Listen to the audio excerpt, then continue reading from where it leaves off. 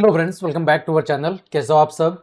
I hope आप सब अच्छे होंगे और आप सबकी पढ़ाई भी अच्छे चल रही होगी। तो प्यारे विद्यार्थियों, आज की इस क्लास में हम कक्षा 7 हिंदी विषय की नई पुस्तक मल्हार के अनुसार अध्याय 2, जिसका नाम है तीन बुद्धिमान, की संपूर्ण व्याख्या को बहुत अच्छे से समझेंगे। हमने आपकी नई बुक के अनुसार जो आपका अध्याय नंबर 1 है, उस अध्याय नंबर 1 माँ कह एक कहानी की संपूर्ण व्याख्या और उसके समस्त अभ्यास प्रश्नों के उत्तर को पिछली क्लासेस के अंदर डिस्कस कर लिया है। साथ ही साथ आपकी विज्ञान, सामाजिक विज्ञान, गणित, वो सब क्लासेस भी चल रही हैं। उन सभी की लिंक वीडियो के डिस्क्रिप्शन में आपको दे दी जाएगी। वहां से आप बाकी सब क्लासेस को भी आराम से देख सकते हैं। तो चलिए बिना किसी देरी के क्लास को शुरू करते हैं। देखें, एक समय की बात है। क्या कह रहा है? एक समय की बात है कि एक निर्धन व्यक्ति, निर्धन का मतलब क्या होता है? गरीब व्यक्ति। निर्धन का मतलब क्या होता है? निर्धन का मतलब होता है गरीब व्यक्ति के 3 बेटे थे। कितने थे? उस गरीब व्यक्ति के 3 बेटे थे। वह प्राय अपने बेटों से कहता, मेरे बेटो, हमारे पास न तो रुपया पैसा है और न ही सोना चांदी। यानी 3 बेटों का जो पिताजी था, वो अपने तीनों बेटों से क्या कहता था? अपने तीनों बेटों से कहता था कि बेटो, हमारे पास न तो कोई धन दौलत है और न ही कोई रुपया पैसा है। वो पिताजी क्या कहते थे? पिताजी कहते थे कि बच्चों, हमारे पास न तो कोई रुपया पैसा है और न ही कोई सोना चांदी है, इसीलिए तुम्हें एक दूसरे प्रकार का धन संचित करना चाहिए। संचित का मतलब क्या होता है? संचित का मतलब होता है प्यारे बच्चों, इकट्ठा करना। संचित का मतलब क्या होता है? संचित का मतलब होता है इकट्ठा करना। क्या करना? इकट्ठा करना। ठीक, संचित का मतलब होता है इकट्ठा करना, है ना। आप चाहे तो ये जो महत्वपूर्ण शब्द है, इनको अपनी कॉपी के अंदर साथ साथ में लिख भी सकते हैं। तो संचित करना का मतलब क्या होगा? संचित करने का मतलब होगा आपका इकट्ठा करना, यानी जमा करना। ठीक, हर वस्तु और स्थिति को पूर्णतः समझने और जानने का प्रयास करो। पिताजी अपने बच्चों को कहता था कि हमारे पास न तो कोई रुपया है और न ही कोई सोना चांदी है, इस वजह से तुम्हें एक दूसरे प्रकार का धन क्या करना चाहिए? इकट्ठा करना चाहिए। और हर वस्तु और स्थिति को पूर्णतः यानी बहुत अच्छे से समझने और उससे जानने का प्रयास करना चाहिए। ये कौन कह रहा है? पिताजी कह रहा है अपने तीनों बेटों को। कुछ भी तुम्हारी दृष्टि से न बच पाए। दृष्टि का मतलब होता है आंखों से या नजरों से। दृष्टि का मतलब क्या है? दृष्टि का मतलब है आंखों से या नजरों से। कि कोई भी चीज तुम्हारी दृष्टि से, आंखों से या नजरों से बचनी नहीं चाहिए। ये कौन कहते हैं? ये कहता है उनके बच्चों का पिताजी। रुपए पैसे के स्थान पर तुम्हारे पास पैनी दृष्टि होगी। पैनी दृष्टि का मतलब बहुत ही तेज नजर। पैनी नजर का मतलब क्या होता है? पैनी नजर का मतलब है बहुत ही तेज नजर होगी। और सोने चांदी के स्थान पर तुम्हारे पास क्या होगी? तीव्र बुद्धि होगी। पिताजी क्या कह रहा है? कि तुम्हें किसी भी चीज को समझने और जानने का प्रयास करना होगा। कोई भी चीज तुम्हारी आंखों से, तुम्हारी नजरों से बचनी नहीं चाहिए। रुपए पैसों के स्थान पर तुम्हारे पास तेज दृष्टि होनी चाहिए, तेज नजर होनी चाहिए। और सोना चांदी के स्थान पर क्या होनी चाहिए? तुम्हारे पास तीव्र बुद्धि होनी चाहिए। ऐसा धन संचित कर लेने पर तुम्हें कभी किसी प्रकार की कमी न रहेगी और तुम दूसरों की तुलना में 19 नहीं रहोगे। पिताजी क्या कह रहा है? कि यदि तुम ऐसा धन संचित कर लोगे, यानी अपनी नजरों को बहुत ही पैनी कर रखोगे और तुम्हारे पास यदि तीव्र बुद्धि होगी, तो फिर क्या होगा? तुम कभी किसी प्रकार की तुम्हारे पास कमी न रहेगी और तुम दूसरों की तुलना में 19 नहीं रहोगे। यानी दूसरों की तुलना में तुम क्या नहीं रहोगे? दूसरों की तुलना में तुम निकम्मे या कामचोर या धन विहीन नहीं रहोगे और जीवन में बहुत अच्छी प्रगति कर पाओगे। ठीक, चलिए आगे बढ़ते हैं। आगे बात है, समय बीता और कुछ समय पश्चात पिता चल बसे। यानी कुछ समय के बाद उनके पिताजी की क्या हो गई, मौत हो गई। बेटे मिलकर बैठे, एक दिन तीनों बेटे आपस में मिलकर बैठे, उन्होंने सारी स्थिति पर विचार किया। उन्होंने अपनी जो भी घर की स्थिति थी उस पर तीनों भाइयों ने बैठकर विचार किया और फिर बोले, हमारे यहाँ कुछ भी तो करने को नहीं। इन्होंने क्या कहा कि हमारे यहाँ पर ऐसा कोई काम धंधा ही तो नहीं है जिसको बैठ के हम कर सकते हैं। आओ घूम फिर कर जगत देखे। जगत का मतलब किससे है, जगत का मतलब है दुनिया से, संसार से। तीनों पे क्या कहते हैं कि आओ हम किसे देखें, दुनिया जगत को देखते हैं। आवश्यकता होने पर हम चरवाहों या खेत में श्रमिकों का काम कर लेंगे। यदि कहीं जरूरत होगी तो हम क्या करेंगे, तो हम चरवाहों, चरवाहों का मतलब है जो पशुओं को चरवाने का काम करते हैं। चरवाहा का मतलब क्या होता है, जो पशुओं को चराने का काम करते हैं। और श्रमिक का मतलब क्या होता है, श्रमिक का मतलब होता है मजदूर। क्या होता है, श्रमिक का मतलब होता है मजदूर। कि या तो हम पशुओं को चराने का काम कर लेंगे या फिर मजदूरी कर लेंगे, हम कहीं भी क्यों ना हो भूखे नहीं मरेंगे। लेकिन तीनों भाइयों को अपने आप पर इतना विश्वास था कि हम तीनों कहीं पर भी रहे, कैसा भी काम कर लेंगे, लेकिन हम भूखे नहीं मरेंगे। यानी वो कुल मिला के क्या थे, मेहनती थे। उन्हें अपने काम पर भरोसा था कि वो कहीं पर भी जाएंगे, कहीं पर भी रहेंगे, कुछ भी कर लेंगे, लेकिन कभी भी क्या नहीं मरेंगे, कभी भी वो भूखे नहीं मरेंगे। अंततः वे तैयार होकर यात्रा पर चल दिए और अंत में वे तीनों भाई तैयार होके एक यात्रा पर चल दिए। उन्होंने सुनसान वीरान घाटियां लांगी। सुनसान वीरान का मतलब है बिल्कुल एकांत वाली, जहां पर कोई मानव, पशु, पक्षी, जानवर नहीं थे, है ना। लांगी का मतलब क्या होता है, लांगना का मतलब होता है किसी को पार करना। लांगना का मतलब क्या होता है, लांगना का मतलब है किसी चीज को पार करना। और ऊंचे ऊंचे पहाड़ों को पार किया। इस तरह वे लगातार 40 दिनों तक चलते रहे। जब वो यात्रा पर निकले तो उन्होंने बिल्कुल सुनसान वीरान घाटियां, जहां पर कुछ भी लोग, पशु, पक्षी, जानवर नहीं थे, ऐसी तो उन्होंने घाटियां पार की और ऊंचे ऊंचे पहाड़ों को पार किया। और उनकी यात्रा कितने दिनों तक, लगातार 40 दिनों तक वो घूमते रहे। उनके पास जितना खाने पीने का सामान था अब तक क्या हो गया, समाप्त हो गया था। जब वो घर से चले थे तो अपने साथ जो भी खाने पीने का सामान लेकर चले थे वो 40 दिनों के बाद क्या हो गया, खत्म हो गया। वे थक कर चूर हो गए थे। थक कर क्या हो गए थे, बिल्कुल चूर हो गए थे। इसका मतलब अब उनमें और यात्रा करने की हिम्मत नहीं बची थी। उनके पैरों में छाले पड़ गए थे। तीनों भाइयों के पैरों में छाले पड़ गए थे। किंतु सड़क थी कि समाप्त होने को नहीं आ रही थी। लेकिन अभी भी रास्ता है, जो सड़क है वो समाप्त हो रही नहीं थी। पैरों में छाले पड़ गए थे लेकिन अभी भी सड़क है वो खत्म होने का नाम नहीं ले रही थी। वे एक जगह पर आराम करने के लिए रुके और पुनः आगे चल दिए। फिर वो एक जगह पर कुछ समय के लिए आराम करने के लिए रुके और फिर वहां से दोबारा आगे चल दिए। अंत में उन्हें अपने सामने वृक्ष और मकान दिखाई दिए।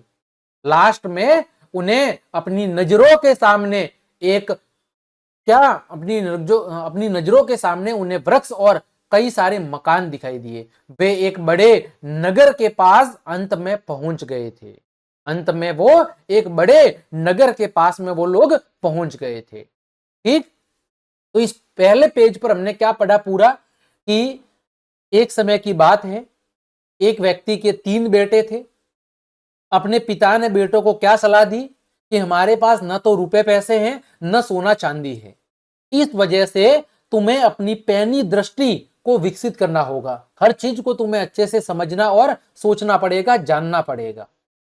पिता ने अपने बेटों को सलाह दी कि तुम अपनी बुद्धि और अपने ज्ञान को इतना बढ़ाओ कि कभी तुम भूखे न मरो और बाकी लोगों से हमेशा आगे रह सको। उस समय के बाद पिताजी की मृत्यु हो गई। तो तीनों भाइयों ने बैठ के सोचा कि हमारे यहाँ पर तो कुछ काम करने जैसी चीज है नहीं। इस वजह से वो काम की तलाश में चल दिए किसी यात्रा पर। अंततः लगभग 40 दिनों की यात्रा के बाद वो एक नगर के अंदर पहुंच गए। ये सारी बातें हमने पहले पेज के ऊपर पढ़ी है। ठीक, आगे बढ़ते हैं। आगे देखो, अंत में तीनों भाई एक नगर के अंदर पहुंच जाते हैं। देखो आगे क्या होता है। आगे देखो, यहां पर तीनों भाई बहुत प्रसन्न हुए। यानी जब उन्हें एक नगर दिखाई दिया, एक नगर के पास पहुंच गए, तो तीनों भाई बहुत प्रसन्न हो गए और शीघ्रता से, शीघ्रता का मतलब तेजी से पग बढ़ाने लगे। पग का मतलब क्या है? पग का मतलब है पैर, मारवाड़ी शब्द है पग। पग का मतलब क्या होता है? पैर। कि तीनों भाई वो अब तेजी से चलने लगे। जब उन्हें नजरों के सामने एक शहर या नगर दिखाई देने लगा, तो अब उनके पैर तेजी से चलने लगे। जब वे नगर के बिल्कुल निकट पहुंच गए, जब वे नगर के बिल्कुल निकट का मतलब है पास, नगर के बिल्कुल पास पहुंच गए, तो सबसे बड़ा भाई अचानक रुका। उसने धरती पर दृष्टि डाली और बोला। तब बड़ा भाई जो था तीनों में से, वो वहां पर रुका और उसने अपनी जो दृष्टि है, दृष्टि का मतलब है नजर, वो कहां डाली? धरती के ऊपर। थोड़ी ही देर पहले वहां से एक बहुत बड़ा ऊंट गया है। और वो बड़ा भाई क्या बोला दोनों भाइयों से? कि थोड़ी ही देर पहले यहां से एक बहुत बड़ा ऊंट गया है। वे थोड़ा और आगे गए और मजला भाई रुका। मजला भाई का मतलब बीच वाला भाई जात हुआ। जो बीच वाला भाई था वो रुका और सड़क के दोनों ओर देख कर बोला। उसने सड़क के दोनों साइड देखा और क्या बोला? संभवतः वह ऊंट एक आंख से नहीं देख पाता हो। बीच वाला भाई क्या बोलता है? हो सकता है कि वो ऊंट एक आंख से अंधा हो। ये किसने कहा? दूसरे वाले भाई ने, बीच वाले भाई ने। वे कुछ और आगे गए और सबसे छोटे भाई ने कहा कि ऊंट पर एक महिला और एक बच्चा सवार थे। तीसरे भाई क्या कहा? तीसरे भाई ने कहा कि ऊंट के ऊपर एक महिला और एक बच्चा है, वो बैठे हुए थे। बिल्कुल सही, दोनों बड़े भाइयों ने कहा, है ना? दोनों बड़े भाइयों ने क्या कहा? छोटे, बिल्कुल तुम्हारी बात सही हो सकती है। और फिर तीनों फिर आगे बढ़ चले। उस समय के बाद एक घुड़सवार, घुड़सवार का मतलब क्या होता है? घुड़सवार का मतलब जो घोड़े के ऊपर सवार हो, वो व्यक्ति उनके पास से निकला। किनके पास से? उन तीनों भाइयों के पास होकर से निकला। सबसे बड़े भाई ने उसकी ओर देखकर पूछा, घुड़सवार, तुम किसी खोई हुई वस्तु को ढूंढ रहे हो ना? घुड़सवार ने घोड़ा रोककर उत्तर दिया, हाँ। जब वो घोड़े वाला व्यक्ति उन तीनों भाइयों के पास से होकर गुजरा, तो बड़े भाई ने कहा घोड़े वाले से कि घुड़सवार, तुम किसी खोई हुई चीज को खोज रहे हो, है ना? तुम किसी खोई हुई चीज को ढूंढ रहे हो। तो घुड़सवार ने क्या कहा? हाँ भाई, तुम्हारा ऊंट खो गया है ना? सबसे बड़े भाई ने कहा। तो सबसे बड़े भाई ने उस घोड़े वाले व्यक्ति से क्या कहा कि क्या तुम्हारा ऊंट खो गया है? तो घुड़सवार बोलता है, हाँ, बहुत बड़ा सा। हाँ, वह एक आंख से नहीं देख पाता न। मजले भाई ने पूछा। तो फिर छोटे भाई ने, बीच वाले भाई ने क्या कहा उस घोड़े वाले से कि क्या वो एक आंख से अंधा था? वो एक आंख से नहीं देख पाता था? तो घुड़सवार ने कहा, हाँ। फिर तीसरे वाले भाई ने, सबसे छोटे भाई ने क्या कहा कि एक छोटे से बच्चे के साथ उस पर महिला सवार थी ना? सबसे छोटे भाई ने सवाल किया। तो तीसरे भाई ने क्या सवाल किया घोड़े वाले से कि क्या उस ऊंट पर एक महिला और एक छोटा बच्चा बैठे हुए थे? तो घुड़सवार ने तीनों भाइयों को शंका की दृष्टि से देखा। कौन सी दृष्टि से? शंका की दृष्टि से, यानी उन पर शक किया और बोला, आहा, तो तुम्हारे पास है मेरा ऊंट। घोड़े वाले को क्या लगा कि इन तीनों ने ही मेरे ऊंट को चुराया है। तो घोड़े वाले ने उन तीनों से कहा कि ओ, तुम्हारे पास है मेरा ऊंट, तुरंत बताओ तुमने उसका क्या किया। घोड़े वाला क्या कहता है उनसे कि तुरंत बताओ तुमने मेरे ऊंट का क्या किया। तो वो तीनों भाई जवाब देते हैं, हमने तुम्हारे ऊंट का मुंह तक नहीं देखा। भाइयों ने उत्तर दिया। भाइयों ने क्या उत्तर दिया कि हमने तो तुम्हारे ऊंट का मुंह तक नहीं देखा, तो तुम्हें उसके बारे में सभी बातें कैसे पता चली? तो घोड़े वाला क्या कहता है, तो फिर तुम उस ऊंट के बारे में सारी बातें कैसे जानते हो? तुम्हें उसके बारे में सारी बातें कैसे पता चली? चलिए, आगे कहानी का बहुत बढ़िया भाग आने वाला है ना? अब देखो, तीनों भाई क्या कहते हैं, क्योंकि हम अपनी आंखों और बुद्धि से काम लेना जानते हैं, भाइयों ने उत्तर दिया। तो तीनों भाइयों ने क्या उत्तर दिया कि हम तीनों भाई अपनी आंखों और बुद्धि से काम लेना जानते हैं। शीघ्रता से उस दिशा में अपना घोड़ा दौड़ाओ वहां तुम्हें तुम्हारा ऊंट मिल जाएगा। तीनों भाई ने क्या कहा, घोड़े वाले को कहा कि तुम तुरंत ही उस दिशा के अंदर, उन्होंने एक दिशा बताई कि इस दिशा में तुम अपने घोड़े को तुरंत आगे बढ़ाओ, तुम्हें वहां पर तुम्हारा ऊंट मिल जाएगा। नहीं, ऊंट के स्वामी ने उत्तर दिया, उस ऊंट के स्वामी ने उत्तर दिया कि नहीं, मैं उस दिशा में नहीं जाऊंगा, मेरा ऊंट तुम्हारे पास है और तुम्हें ही उसे मुझे लौटाना पड़ेगा। घोड़े वाला वो बात मानने को तैयार ही नहीं था। घोड़े वाले को डाउट था कि इन तीनों ने ही मेरे ऊंट को चुराया है। इस वजह से जब तीनों भाइयों ने घोड़े वाले को आगे दिशा में बढ़ने को कहा तो घोड़े वाले ने कहा कि नहीं, मैं उस दिशा में नहीं जाऊंगा, मेरा ऊंट तो तुम्हारे पास है और तुमको ही मेरा ऊंट मुझे लौटाना पड़ेगा। फिर आगे भाइयों ने चिंतित होते हुए कहा कि हमने तो तुम्हारे ऊंट को देखा तक नहीं है भाई। उन तीनों भाइयों ने क्या कहा कि भाई हमने तो तुम्हारे ऊंट को देखा तक नहीं है, लेकिन घुड़सवार उनकी एक भी सुनने को तैयार नहीं था। लेकिन वो घोड़े वाला उनकी एक भी बात सुनने को राजी नहीं था। उसने अपनी तलवार निकाल ली और जोर से घुमाते हुए तीनों भाइयों को अपने आगे आगे चलने का आदेश दिया। घोड़े वाले ने क्या किया, फट से अपनी कमर से तलवार निकाली और तीनों भाइयों को कहा कि चलो तीनों, तुम मेरे आगे आगे चलो और मुझे अपने ऊंट के पास लेकर चलो, है ना। इस प्रकार वह उन्हें सीधे अपने देश के राजा के भवन में ले गया। घोड़े वाला उनको कहां लेकर गया, अपने देश के राजा का जो भवन था, राज दरबार था, वहां पर उन तीनों भाइयों को वो घोड़े वाला लेकर गया। इन तीनों भाइयों को सुरक्षा कर्मियों को सौंप कर वह स्वयं राजा के पास गया। उन तीनों भाइयों को उस घोड़े वाले ने क्या किया, जो राजा के दरबार में सुरक्षा कर्मी थे, उन सुरक्षा कर्मियों को सौंपा और वह खुद घोड़े वाला राजा के पास गया।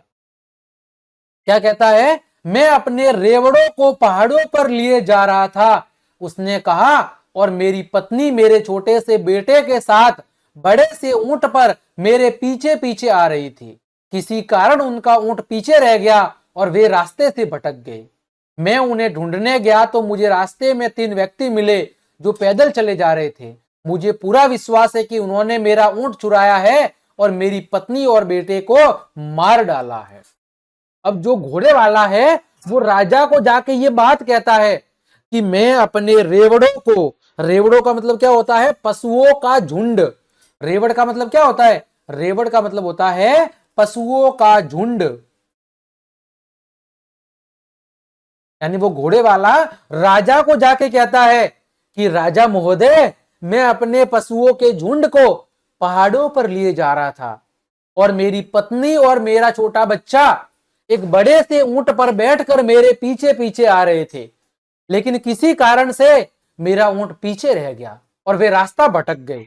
और जब मैं उन्हें ढूंढने गया तो मुझे रास्ते में 3 लोग मिले और वे पैदल जा रहे थे।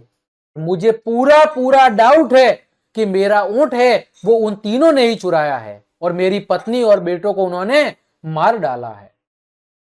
तो राजा क्या कहता है कि तुम ऐसा क्यों समझते हो। जब वह व्यक्ति अपनी बात कह चुका तो राजा ने पूछा, जब उस व्यक्ति ने अपनी सारी बात राजा को बता दी, फिर राजा ने उस व्यक्ति को पूछा कि तुम ऐसा क्यों समझते हो। तो वो व्यक्ति कहता है, इसलिए कि मैंने उन लोगों से इस संबंध में एक भी शब्द नहीं कहा था, फिर भी उन्होंने मुझे यह बताया कि ऊंट बहुत बड़ा था, एक आंख से नहीं देख पाता था और उस पर एक महिला बच्चे के साथ सवार थी। तो वो घोड़े वाला राजा को क्या बताता है कि जब मैं उन तीनों लोगों से मिला, मैंने ऊंट के बारे में कुछ भी नहीं बताया था, एक शब्द भी नहीं कहा था, फिर भी उन तीनों ने कहा कि मेरा ऊंट बहुत बड़ा था, एक आंख से अंधा था, ऊंट के ऊपर एक महिला और बच्चा बैठा हुआ था। राजा ने थोड़ी देर सोच विचार किया और फिर बोला, पहले तो राजा ने थोड़ी देर के लिए सोचा और फिर बोला, जैसा कि तुम कहते हो तो तुम्हारे बताए बिना ही तुम्हारे ऊंट के विषय में उन्होंने सभी कुछ इतनी अच्छी तरह से बताया है, तो अवश्य उन्होंने उसे चुराया होगा, जाओ उन चोरों को यहां लाओ। तो राजा कहता है, ये बात तो भाई सच लग रही है कि जब तुमने कुछ बताया ही नहीं फिर भी उन्होंने तुम्हारे ऊंट के बारे में सारी चीजें बता दी सही सही, का मतलब डाउट तो जाता है हो सकता है उन्होंने चुराया हो। जाओ उन तीनों चोरों को लेकर आओ। ऊंट का स्वामी बाहर गया और तीनों भाइयों को साथ लेकर झटपट अंदर आया। राजा का जब आदेश सुन के वो घोड़े वाला व्यक्ति तुरंत ही कहा गया बाहर गया और उन तीनों व्यक्तियों को राजा के पास लेकर आया। चोरों तुरंत बताओ, राजा उन्हें धमकाते हुए बोला। राजा बिल्कुल धमकी देते हुए बोला कि चोरों तुरंत बताओ, तुरंत उत्तर दो, तुमने इस आदमी का ऊंट कहां पर छिपाया है। तो वो तीनों भाई क्या कहते हैं, तीनों भाइयों ने उत्तर दिया कि हम चोर नहीं हैं, हमने इनका ऊंट कभी नहीं देखा। तो तीनों भाई क्या बोले कि भाई राजा साहब हम चोर नहीं हैं, हमने तो इसका ऊंट देखा तक नहीं है। तब राजा बोला, इस व्यक्ति के कुछ भी बताए बिना तुमने ऊंट के विषय में सब कुछ बिल्कुल सही बता दिया। राजा कहते हैं कि जब इस व्यक्ति ने ऊंट के बारे में कुछ भी नहीं बताया तो आपने सारी बातें ऊंट के बारे में कैसे सही बता दी। अब तुम ये कहने का कैसे साहस करते हो कि तुमने उसे नहीं चुराया। जब तुमने ऊंट देखा ही नहीं है तो ऊंट के बारे में सारी चीजें कैसे पता तुमको।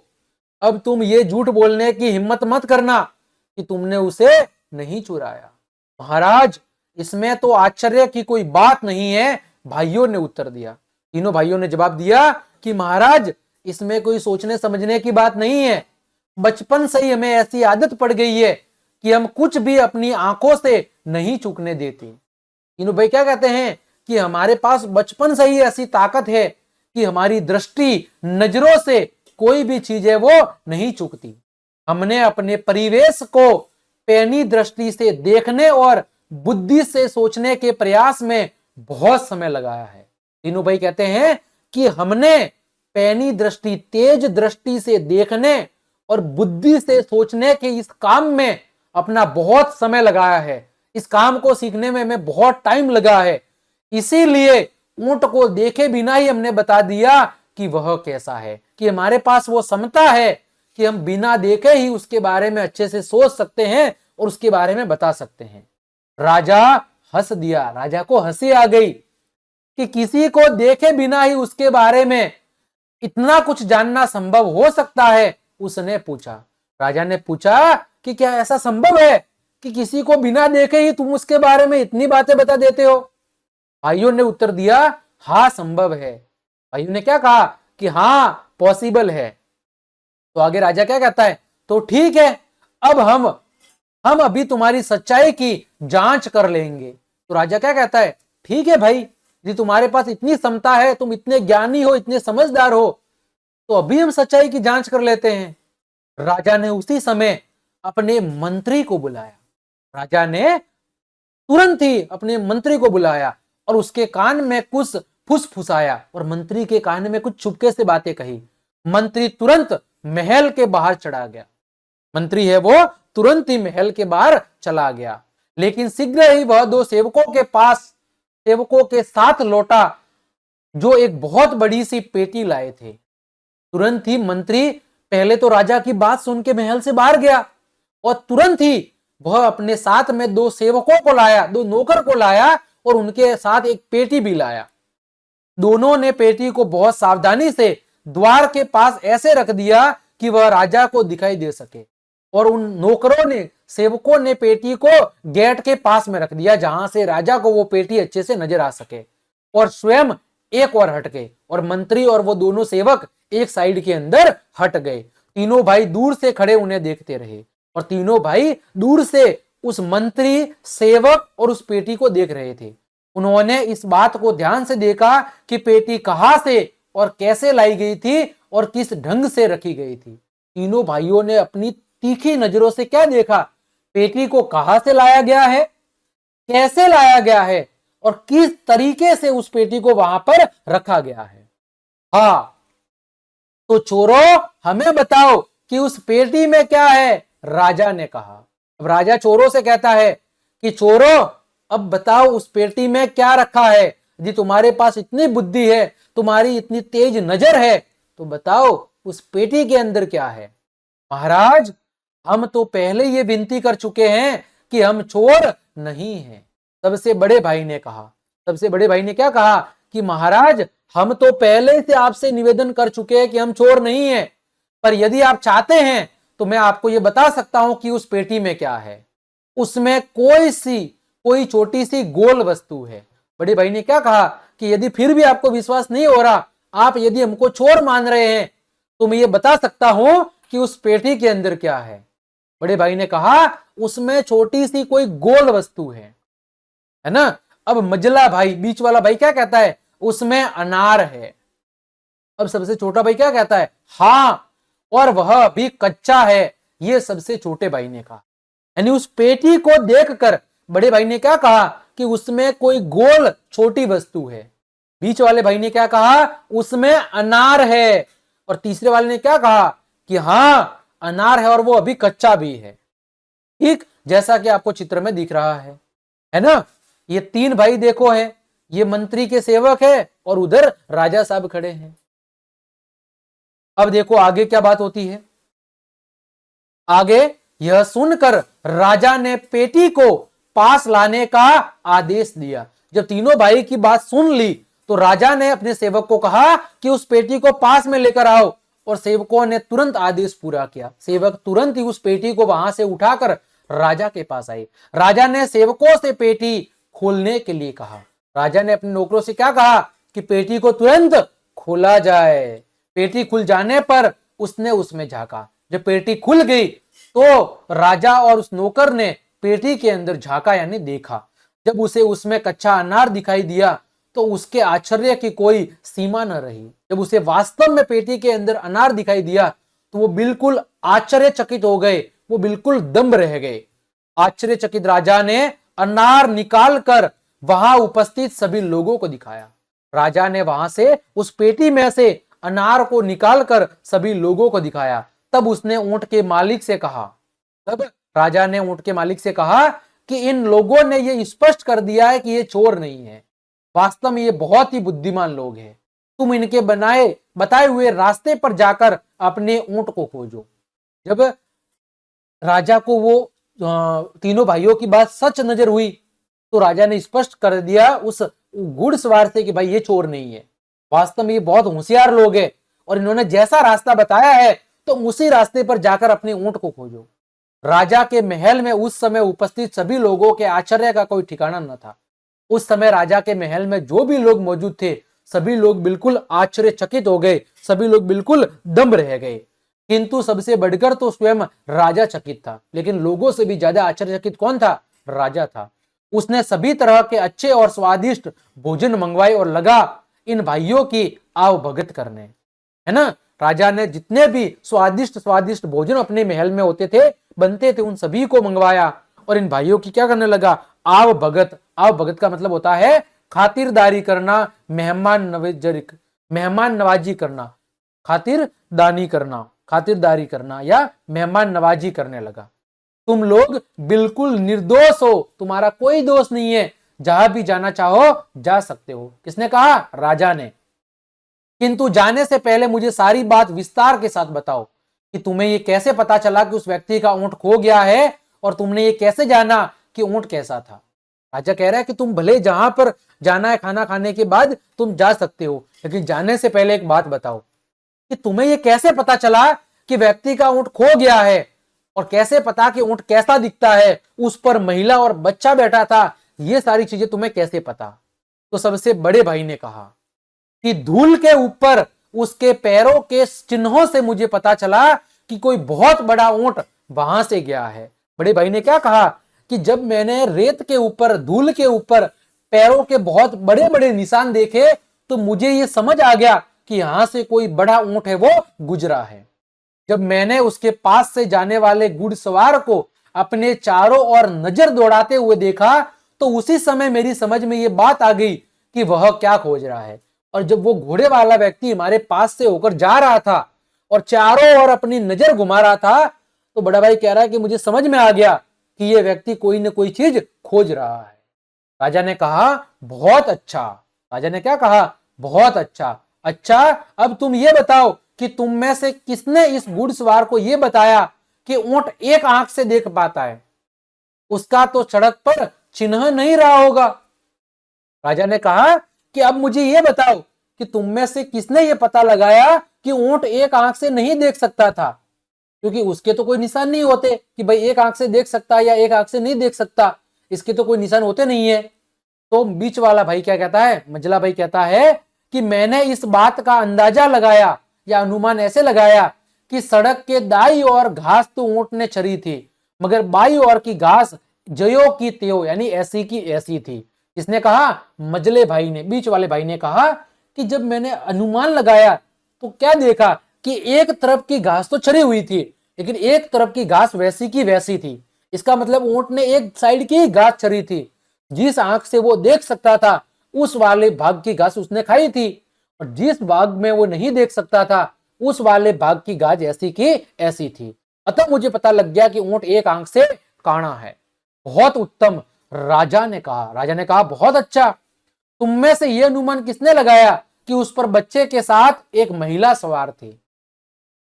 मैंने, सबसे छोटे भाई ने उत्तर दिया कि ये मैंने पता लगाया। मैंने देखा कि एक स्थान पर ऊंट के घुटने टेक कर बैठने के चिन्ह बने हुए थे। छोटे भाई ने क्या कहा, मैंने देखा कि एक जगह ऊंट है वो घुटने टेक कर बैठा था, उसके पास ही रेत पर एक महिला के जूतों के चिन्ह दिखाई दिए, और जहां ऊंट बैठा था उसके पास में ही महिलाओं के जूतों के चिन्ह बने हुए थे, साथ ही छोटे छोटे पैरों के निशान थे, जिससे मुझे ये पता चल गया कि महिला के साथ एक छोटा बच्चा भी था। बहुत अच्छा, तुमने बिल्कुल सही कहा है, राजा बोला। राजा ने क्या कहा, बहुत अच्छा, तुमने बिल्कुल सही कहा है, लेकिन तुम लोगों को यह कैसे पता चला कि पेटी में एक अच्छा अनार है? राजा कह रहा है, लेकिन वो बात तो ठीक है, लेकिन तुम्हें यह कैसे पता चला कि पेटी के अंदर एक कच्चा अनार है? यह बात तो मेरी समझ में बिल्कुल नहीं आ रही। ये किसने कहा? राजा ने कहा। अब देखो आगे तीनों भाई राजा को क्या समझाते हैं। सबसे बड़े भाई ने कहा, जो भी विद्यार्थी क्लास देख रहे हैं, यदि आपको मेरी क्लास और ये कहानी पसंद आ रही है, मजेदार लग रही है, तो लाइक, कमेंट, शेयर और सब्सक्राइब जरूर कर देना। अब देखो सबसे बड़ा भाई कहता है कि जिस तरह दोनों व्यक्ति उसे उठाकर लाए थे, उससे बिल्कुल स्पष्ट था कि वह थोड़ी भी भारी नहीं है। बड़ा भाई क्या कहता है कि जब दोनों सेवक आपके पेटी को उठाकर लाए थे, तो ये बात तो बिल्कुल फिक्स थी कि पेटी में कोई भारी सामान नहीं है, क्योंकि वो बिल्कुल आसानी से पेटी को उठाकर लाए थे। और जब वे पेटी को रख रहे थे तो मुझे उसके अंदर किसी छोटी सी गोल वस्तु के लुढ़कने की ध्वनि सुनाई दी थी। और जब वो पेटी को नीचे जमीन के ऊपर रख रहे थे तो मुझे ऐसे सुनाई दी आवाज कि पेटी के अंदर कोई चीज लुढ़क रही थी। तो आगे मजला भाई बोला कि मैंने ऐसा अनुमान लगाया कि जो पेटी है वो उद्यान, बगीचे की ओर से लाई गई है, और उसमें कोई छोटी सी गोल वस्तु है, और वह अवश्य क्या होगा? अनार ही होगा। छोटा भाई क्या कहता है, बीच वाला भाई क्या कहता है कि जब पेटी लाई गई थी वो बगीचे की साइड से लाई गई थी, इसका मतलब उसमें बगीचे से संबंधित कोई छोटी सी गोल वस्तु है, और वह वस्तु क्या हो सकती है? अनार ही हो सकती है, कारण कि आपके महल के आसपास अनार के बहुत पेड़ लगे हुए हैं। बहुत अच्छा, राजा ने कहा। और सबसे छोटे भाई से पूछा, लेकिन तुम्हें यह कैसे पता चला कि अनार है वो कच्चा है? तो छोटे भाई ने कहा कि इस समय उद्यान, बगीचे में सभी अनार कैसे हैं? कच्चे हैं। यह तो आप स्वयं ही देख सकते हैं, उसने उत्तर दिया, और खुली हुई खिड़की की ओर संकेत किया। छोटे भाई ने बाहर खुली हुई खिड़की की ओर संकेत किया, इशारा किया कि राजा जी, इस समय बगीचे के अंदर सारे अनार कच्चे लगे हुए हैं, ये तो आप भी देख सकते हैं। राजा ने बाहर देखा तो पाया कि बगीचे में लगे हुए सभी अनार, सभी वृक्षों पर कच्चे अनार लटक रहे हैं। और वास्तव में जब राजा ने खिड़की से बाहर देखा तो देखा कि सभी पेड़ों के ऊपर कच्चे अनार लटक रहे हैं। राजा इन तीनों भाइयों की असाधारण पैनी दृष्टि यानी अपनी उनकी तीव्र दृष्टि और तीक्ष्ण तेज बुद्धि से बिल्कुल चकित रह गया, अचंभित रह गया।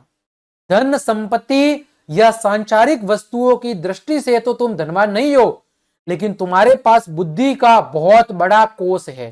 कोष का मतलब होता है खजाना या भंडार। किसने कहा? राजा ने कहा कि भले ही तुम्हारे पास धन संपत्ति नहीं हो, सांसारिक वस्तुएं नहीं हो, लेकिन तुम्हारे पास बुद्धि का एक बहुत बड़ा खजाना है। उसने प्रशंसा करते हुए कहा, राजा ने प्रशंसा करते हुए कहा, यह बात कही कि भले ही तुम्हारे पास धन संपत्ति दौलत नहीं हो, उस दृष्टि से तुम भले ही धनवान नहीं हो, लेकिन तुम्हारे पास बुद्धि का एक बहुत बड़ा भंडार है, खजाना है। और राजा ने अपने दरबार के अंदर उन तीनों भाइयों को रख लिया।